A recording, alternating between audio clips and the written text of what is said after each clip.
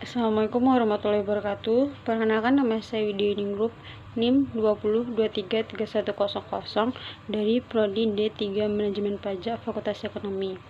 Baiklah, pada kesempatan kali ini saya akan mempresentasikan hasil resume minggu ke-12 tentang surat menyurat di era digital 4.0. Baiklah, yang pertama kali saya akan menjelaskan tentang pengertian. Pengertian surat secara umum adalah alat komunikasi antara seseorang dengan orang lain yang berisi pesan atau informasi dari pengirim kepada si penerima surat. Menurut KBBI, surat adalah sebuah kertas yang ditulis gunanya sebagai sebuah keterangan atau menyampaikan sesuatu informasi kepada orang lain. Yang kedua yaitu jenis-jenis surat. Yang pertama, jenis surat berdasarkan wujudnya terbagi atas 3 macam. Yang pertama, kartu pos.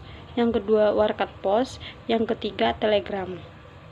Jenis-jenis surat berdasarkan tujuannya. Yang pertama, surat perintah, surat penawaran, surat pemberitahuan, surat peringatan, surat panggilan, surat perjanjian, surat permintaan, dan surat keputusan. Yang ketiga yaitu jenis surat berdasarkan sifat dan alasannya terbagi atas 3. Yang pertama, surat resmi, surat pribadi, dan surat niaga atau surat perdagangan. Yang keempat, jenis-jenis surat berdasarkan jumlah penerimanya. Yang pertama, surat biasa. Yang kedua, surat edaran. Yang ketiga, surat pengumuman. Dan yang terakhir yaitu jenis-jenis surat berdasarkan jangkauannya terbagi atas 2. Yang pertama, surat internal, dan yang kedua, surat eksternal. Tujuan membuat surat yaitu yang pertama, memperoleh dan mengambil informasi, keterangan, dan balasan yang dikemukakan. Yang kedua, melancarkan jalannya informasi yang diterima. Yang ketiga, menyampaikan informasi dan keterangan kepada pihak lain. Adapun fungsi dari surat diantaranya yang pertama, sebagai alat bukti tertulis. Yang kedua, sebagai bukti sejarah. Yang ketiga, sebagai pedoman. Dan yang terakhir yaitu sebagai sarana promosi. Bagian-bagian surat yaitu terdiri dari 13 bagian. Yang pertama, kepala surat. Yang kedua, tempat dan tanggal surat. Yang ketiga, nomor surat. Yang keempat, lampiran surat. Yang kelima, perihal. Yang keenam, alamat. Yang ketujuh, salam pembuka. Yang kedelapan, kalimat pembuka. Yang kesembilan, isi surat. Yang ke-10, salam penutup. Yang ke-11, nama atau jabatan. Yang ke-12, tanda tangan. Dan yang terakhir yaitu tebusan dari surat tersebut.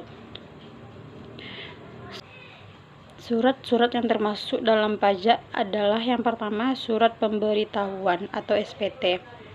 Surat yang digunakan oleh wajib pajak untuk melaporkan perhitungan pembayaran pajak sesuai dengan ketentuan peraturan perundang-undangan perpajakan ke kantor pelayanan pajak di mana wajib pajak mendaftar. Yang kedua yaitu surat tagihan pajak atau STP, yaitu surat tagihan atau sanksi administrasi berupa denda atau sanksi.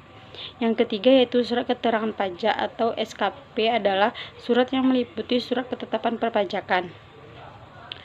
Fungsi surat dalam perpajakan yaitu yang pertama, untuk menguji kepatuhan wajib pajak dalam rangka melaksanakan fungsi pengawasan. Yang kedua, untuk melaporkan pertanggungjawaban atas pajak yang terutang. Yang ketiga, untuk menginformasikan tagihan pajak yang akan dibayar.